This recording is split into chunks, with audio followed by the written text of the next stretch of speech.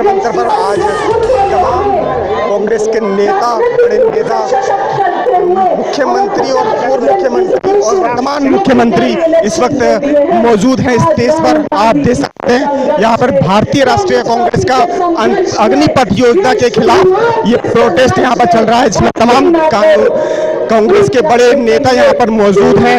इसके अलावा आपको बताना चाहूँगा कि ईडी, इनकम टैक्स और तमाम जो एजेंसियां हैं उनके पुतले भी यहाँ पर रखे हुए हैं। और जिस तरह से जो लगातार ये कांग्रेस का प्रोटेस्ट चल रहा है, अब देखना ये होगा कि लगातार इस कांग्रेस के प्रोटेस्ट से केंद्र सरकार पर कितना असर होता है और क्या निर्णय वो आने वाले टाइम में लेती है। मैडम, जो केंद्र सरकार की स्कीम है ये अग्निपथ को लेकर, क्या लगता है आपको? देखिए, केंद्र की भाजपा सरकार देश को गुमराह करना चाहती है। होता यह कि योजनाएं सरकार लाती है और दूसरे विभागों को लागू करना। ये यही बताना चाह रहे हैं, ये जो सेना भर्ती योजना, अग्नि भर्ती, ये सेना लेकर आ रही है, केंद्र को लागू करना पड़ रहा है। ये गुमराह कर रहे हैं।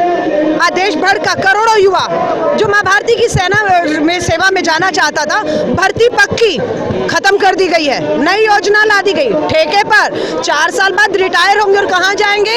कैलाश विजयवर्गीय कह रहे हैं ये अग्निवीर भाजपा के मुख्यालय जो देश भर में नोटबंदी के बाद 500 खुले, उनके बाहर चौकीदारी करेंगे। वो माँ भारत के लिए सलामी देते थे, अब इन भाजपा संघियों को सलामी देंगे इनके दरवाजों पे खड़े होकर। देश के गृह राज्य मंत्री मिस्टर रेड्डी कहते हैं नाई की भर्ती होगी, हलवाई की भर्ती होगी, टेलर की भर्ती होगी, मोची की भर्ती होगी, ड्राइवर की भर्ती होगी। अरे वो भर्तियां तो पहले भी हो रही थी, वो काम सम्मान का था। पर सेना की भर्ती के आड़ में आप पूंजीपतियों का नाम लिया गया, अंबानी, अदानी, टाटा, महिंद्रा ने भी कहा है हम इन अग्निवीरों को अपने उद्योगों में लगाएंगे। तो आज क्यों नहीं लगा रहे? करोड़ों युवा बेरोजगार है। राहुल जी ने कहा सही कि इस देश में केरोसिन छिड़क दिया गया। वो केरोसिन शब्द का मतलब है बेरोजगारी, महंगाई, गिरती अर्थव्यवस्था, गिरता रुपया और देश में धार्मिक उन्माद। ये है केरोसिन। देख रहे हैं जल रहा है या नहीं जल रहा है। अभी भी समय है। भारतीय राष्ट्रीय कांग्रेस ने सत्याग्रह किया है। सोनिया गांधी जी अस्पताल से लेटर लिखती है, शांति की अपील करती है और ये विश्वास दिलाती है जब तक ये वापस नहीं होगी योजना हम खड़े रहेंगे। अब हम केंद्र की सरकार को साफ कह रहे हैं, तुरंत इस योजना को वापस लीजिए। आज देश का युवा खतरे में है, देश का किसान खतरे में है, देश की महिलाएं खतरे में है, देश का SC, ST, OBC और माइनॉरिटी खतरे में, देश का संविधान खतरे में है। और आज हमको संविधान को बचाने के लिए यहाँ पे संकल्प लेना होगा।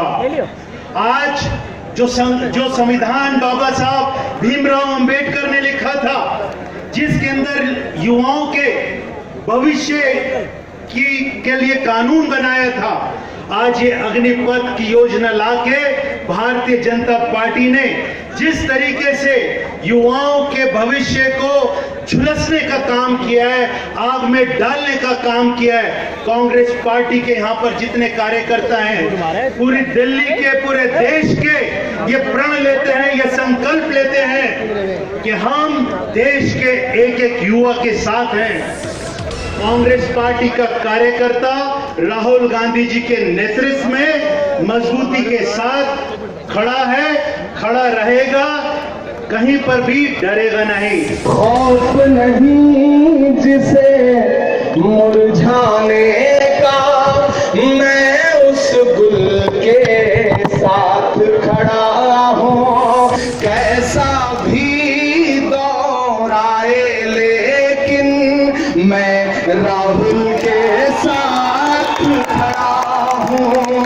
कैसा भी दौर आए लेकिन मैं राहुल के साथ खड़ा हूँ। आज दिल्ली के जंतर मंतर पर कांग्रेस पार्टी द्वारा राहुल गांधी जो ईडी की उसमें पूछताछ हो रही है उसके खिलाफ और जो आजकल अग्निपथ का मैटर चल रहा है उसके मामले में मेरे साथ कुछ युवा मौजूद है, इस वक्त उनसे बात करेंगे। इस अग्निपथ योजना से मैं ही क्या, देश के सारे युवा कोई भी इस योजना से सहमत नहीं है। आप देखेंगे सैनिक या भूतपूर्व जितने भी सैनिक वगैरह हैं, ऑफिसर लोग हैं, उन्होंने टोटल इस योजना को नकार दिया है।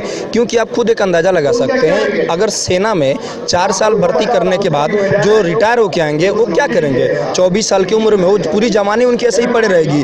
कल आप सुने होंगे भाजपा का जो एक केंद्र मंत्री है, उन्होंने बोला कि अग्निवीरों से जो रिटायर होकर आएंगे हम उनको भाजपा के कार्यालय पर सिक्योरिटी गार्ड का नौकरी देंगे। कहीं ना कहीं ये सैनिकों का अपमान है। 24 साल का लड़का जब रिटायर होकर आएगा, आप भाजपा के कार्यालय में सैनिक से रिटायर होगा, आप उसको भाजपा के कार्यालय पे मतलब सिक्योरिटी गार्ड का नौकरी देंगे, प्रतिमा दे। कहीं ना कहीं उनका सोच को देखिए। मैं ये नहीं बोल रहा कि वो सिक्योरिटी गार्ड का जॉब ही वहाँ लगा देंगे, उनकी सोच ही यही है। कहीं ना कहीं वो सैनिकों का अपमान कर रहे हैं। और पहले देखिए जैसे 15-20 साल की मतलब वैकेंसी होती थी, 15-20 साल रहते थे, नौकरी करते थे, अभी 4 साल पे रिटायर होकर आ जाएंगे। तो जो सेना एक्सपीरियंस के तौर पे रहते थे, जो सीनियर हो जाते थे, उनको कहीं ना कहीं एक एक्सपीरियंस होता था। वो सारे सरहदों पे जानते थे कि अगर कोई प्रॉब्लम होती तो उस सिचुएशन को कैसे टैकल किया जाएगा। सवाल ये है कि 15 से 20 साल हो जाते हैं, तजुर्बा हो जाता है, दुश्मन से लड़ना कैसे है, जो टेक्निकल इक्विपमेंट है वो चलाने कैसे हैं। 4 साल के बाद फिर दोबारा भर्ती होगी, कल को कुछ होता है, कैसे हैंडल करेंगे उस सिचुएशन। ये जो अग्निवीर योजना लाए हैं अग्निपथ,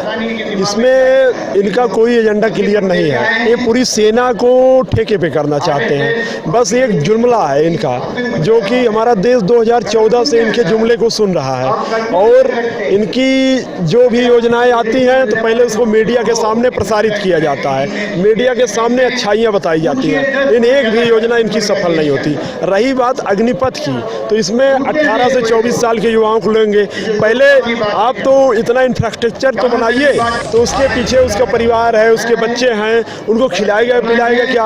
आप तो बेरोजगारी की एक बार सपने दिखा के फिर आप बेरोजगारी की दुनिया में ले जाना चाहते हैं युवाओं को। युवाओं के साथ जो एक खिलवाड़ कर रहे हैं। अभी 4 साल रिटायर होने के बाद वहाँ पे उस अगर कोई एक ऐसी मान लीजिए सिचुएशन मतलब बहुत क्रिटिकल हो जाती है, तो उस चीज़ को कौन संभालेगा? 15 साल एजुकेशन लेने के बाद, उसके बाद फौज की ट्रेनिंग करने के बाद सिर्फ 4 साल की जॉब मिलेगी। इसी समस्या को लेकर युवा आज सड़क पर है। जो युवा है इसको लेकर प्रोटेस्ट करेगा, उसको पार्टिसिपेट नहीं करने देगा। हम ये कह रहे हैं आज पूरा हिंदुस्तान का युवा, सबसे ज़्यादा युवा जो है अगर मिलिट्री या सेना में जाता है तो यूपी, बिहार, हरियाणा पूरा देख लीजिए क्या हो रहा है। कितने लोगों को आप चिन्हित करेंगे? आपके जेल में कितने जगह है? आप देखिए हरियाणा में, यूपी में, बिहार में क्या हो रहा है। आप चिन्हित करिए ना। आप 10 लोगों को चिन्हित कर सकते हैं, 10 लाख को नहीं चिन्हित कर सकते हैं। लेकिन सवाल ये उठता है कि इस मुहिम को लेकर क्या युवाओं के अंदर जो आक्रोश देखने को मिल रहा है, वो आने वाले टाइम में उसकी दिशा क्या होगी, ये देखने वाली बात होगी। मैं Om Prakash Sharma, all India breaking news के लिए।